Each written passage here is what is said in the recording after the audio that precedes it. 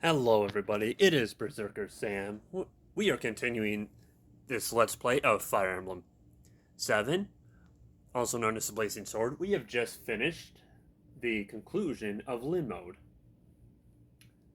which for the most part is just a tutorial mode, and honestly, that arc is a very pleasant mode.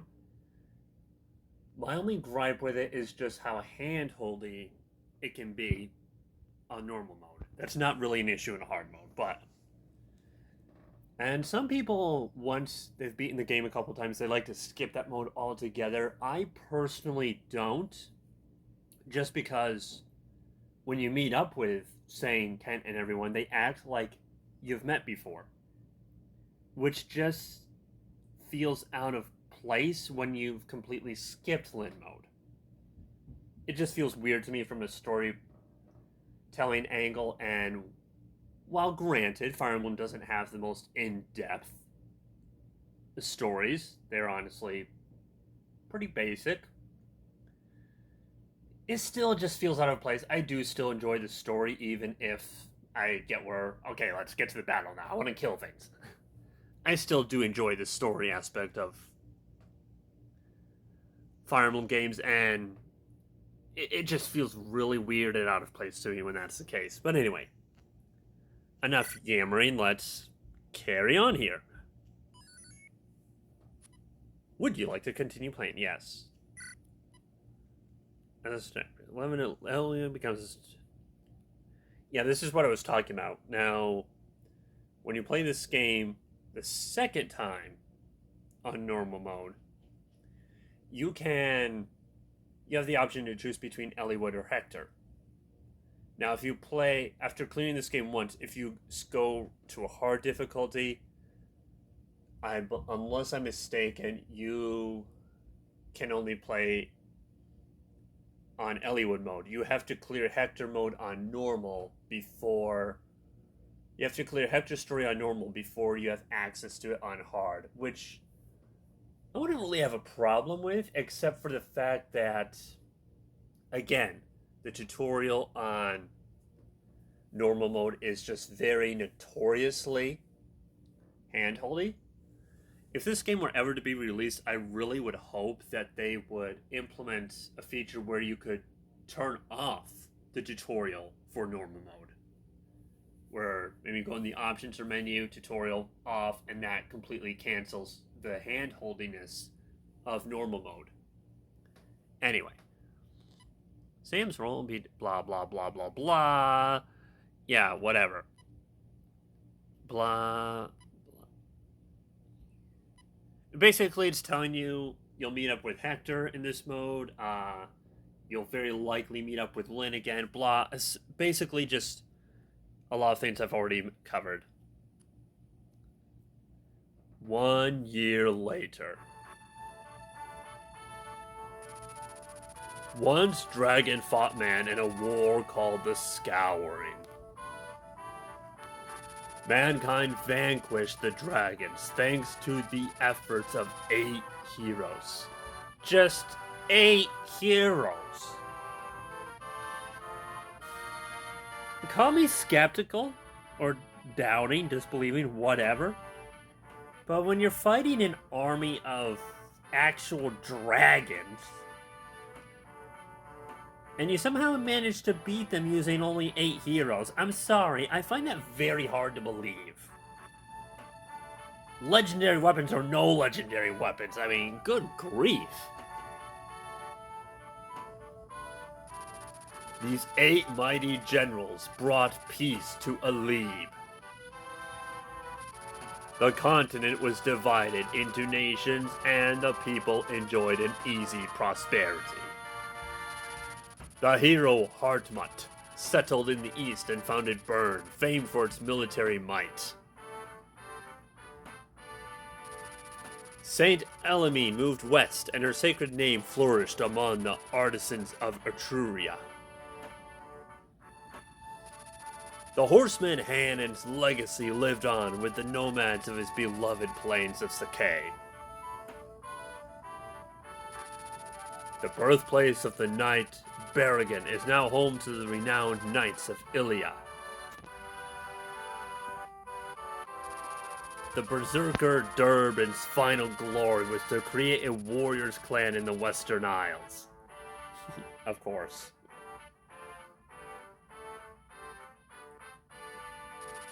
The Archsage Athos is said to have retired to the barren wasteland of Nevada. The heirs of the champion Roland themselves became the lords of the Lycian League. Elibe has enjoyed a peace that spans 980 years. Actually, Roland, unless I'm mistaken, there is a legend, tale, or something or other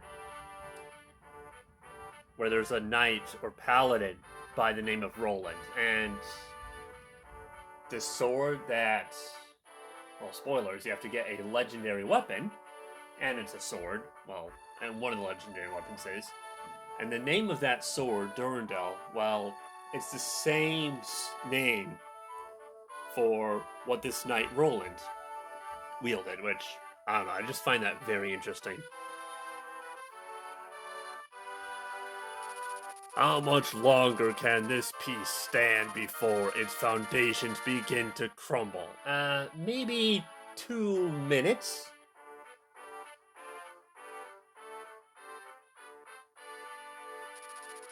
Deep within the Lycian League lies Faerie, a land that has known no conflict for many generations, but which now finds itself touched by a shadow of unease.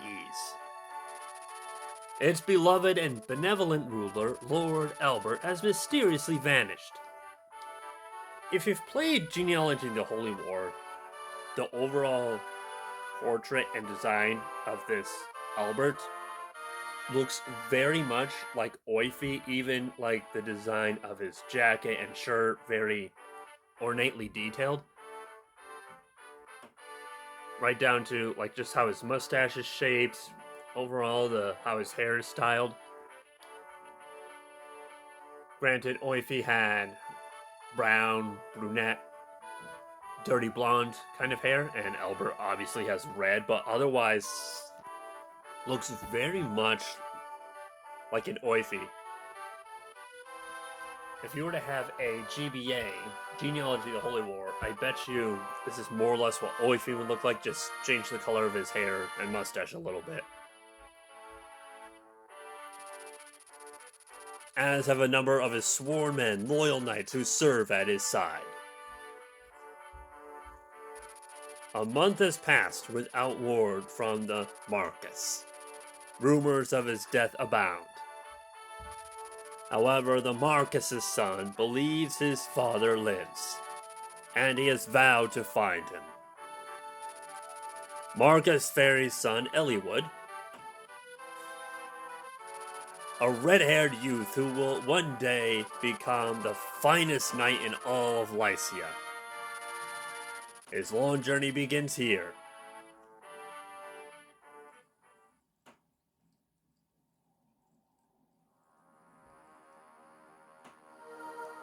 Chapter 11, Taking Leave. Oh, I like this music here. This is nice. Lord Eliwood, we leave on your word. I see. Thank you, Marcus. Okay. Remember when I said PKLucky was the first one? Well, she knows the correct pronunciation of Marcus, which is more Marquess. But her wording was roughly, Marcus sounds cooler. I think Marquess is dumb. That was roughly her wording. So that's why I've been pronouncing it Marcus. Also, there's a kind of nice little joke you can have, because there's a character named Marcus, and we have Marcus says. Yeah, there's a little bit of a joke.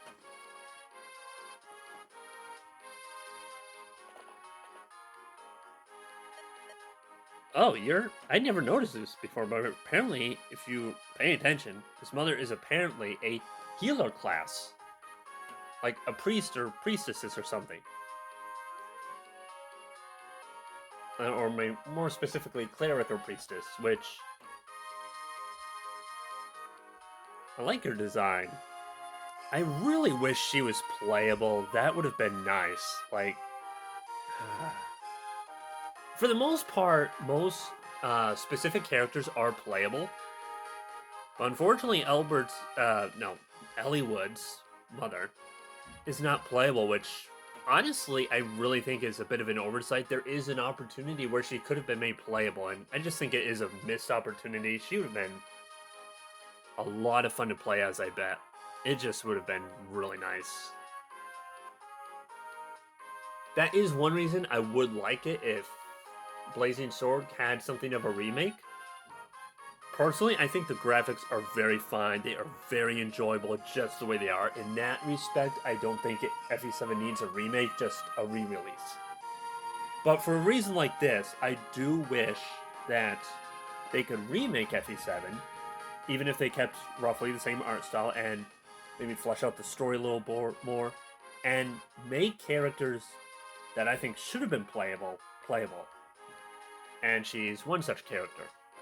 Natalie is another. I think Natalie should have been something. Maybe healer, probably mounted healer. That just would have made him a lot of sense since she did injure her foot and she can't get around too well. Just put her on her horse.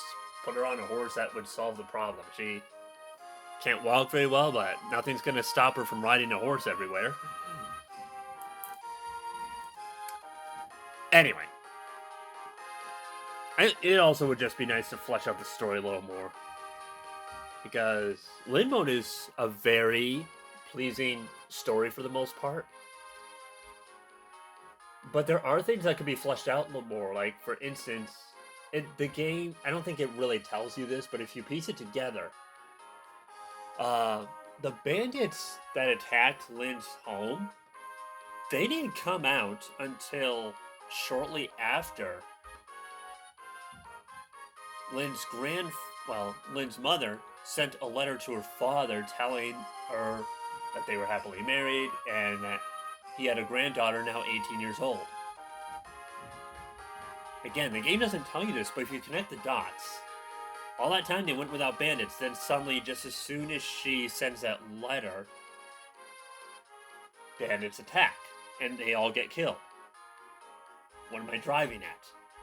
What I am driving at is, I bet you what happened was Lundgren heard the news or whatever and was like, I'll wipe out the one thing standing between me and the throne.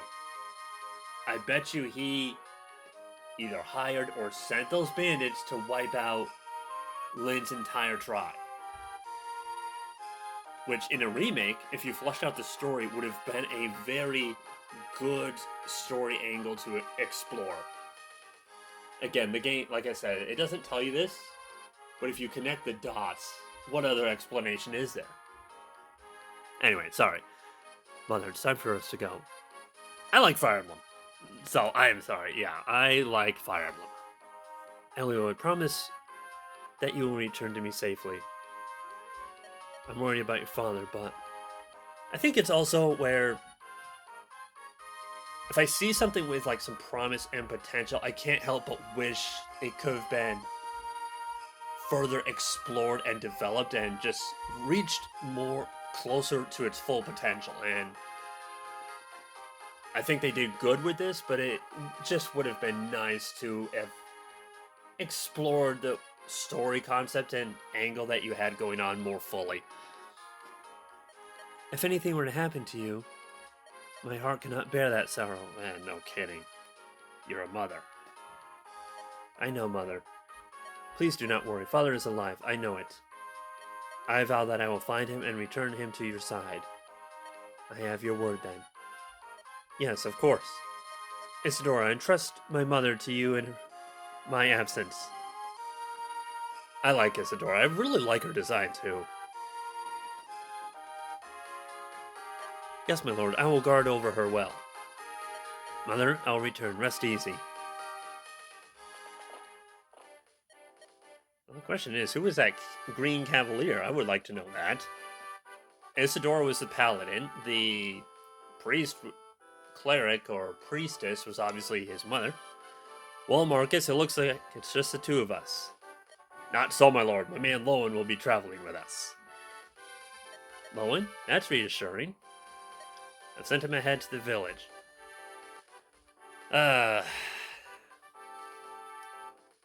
Sometimes when PKLucky gets playing or streaming a game, she gets a little feisty, shall we say. And I remember this chapter. There was a bit of a you'll have to watch that stream because oh boy, she got a little rowdy at this point. He hopes to seek out a few able men who are skilled at arms. Normally I wouldn't venture forth without a larger company, but I bow to your will in this matter, Lord Eliwood. I'm sorry, Marcus, but I would rather not deprive my mother of even a single guard. The best knights in the realm disappeared with my father. If anything were to happen to my mother while I am gone, I understand, my lord. What's keeping Lowen? That's a good question. Once all the story segments have been cleared out of the way, we're getting close on the 20-minute mark. I will probably cut it there, and then we will pick up again and have all the story shenanigans out of the way. I like this guy's design. He's not a nice guy, but I like his design. We've all heard that the Knights of Fairy have vanished, right? I also find him just a hilarious boss. Well, your misfortune is mine, good luck. I have an announcement to make. As of now, this village is mine. Grand's Knee is your new liege. Oh, boy. I don't know, I just find this hilarious, where Albert is gone, the knights are... Maybe he doesn't think he has much of a threat to deal with, so he just self-appoints himself as in charge. I find this hilarious. Now bring every last piece of gold down to the smallest fleck.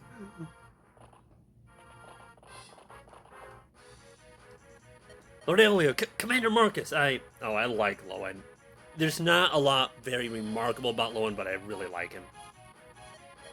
Lowen, calm yourself. The knight must be in control at all times. The village is under attack. It's bandits. What? Bandits? Here? How's that surprising, Marcus? Are you sure, Lowen? Eliwood, how is that surprising? Like, every Fire Emblem game has bandits. I mean, Genealogy of the Holy War had an army of bandits. If you've played the prologue map of Genealogy of the Holy War, you know exactly what I mean. This girl has more details. A girl? Oh, it's Rebecca! My Lord Eliwood. I'm the daughter of the village magistrate. My name's Rebecca. The bandits came without warning. They're stealing everything. Yeah, Rebecca, that's what bandits do. They steal things. I beg you, please help us. I see. Marcus Lowen, we must aid the village. Yes, my lord. Rebecca, stay here and keep out of sight. If it please you, my lord, I would rather fight. I hunt almost every day and I have some skill with a bow. Is that so? Very well. Be careful. Yes, my lord. Lord Eliwood, one more thing. There is another in the village who has offered to help. A traveling tactician who is staying at the inn. A tactician? Yes, my lord. This is Sam. Ah, hello. Sam! Do you know this person, my lord? Yes, I met Sam during the trouble in Caelan last year. A fantastic military advisor, if memory serves. Yes, indeed. You are in good hands. If not for Sam, the Marquis of Caelan and his granddaughter, Lynn, might not have survived Lundgren's uprising. What brings you to Ferry, my friend? Looking for more, battles to perfect my strategy. Still traveling about honing your skills. I just said that. Of course, a worthy pursuit. Let's give thanks to Providence for our chance reunion. We have need of your aid. Please lend us your skill. Oh man, so many bandits. Not that I'm surprised. Okay, I will cut it here. You all have a great rest of your day. It has been my pleasure playing this. I know we didn't get to actual gameplay, and I apologize for that. I got talking. We will be back. We'll have the story part out of the way, and we can just focus on the battle and hopefully get more of an episode. I will see you all next time. Goodbye. Yes. I know, Anna. You don't need to tell me.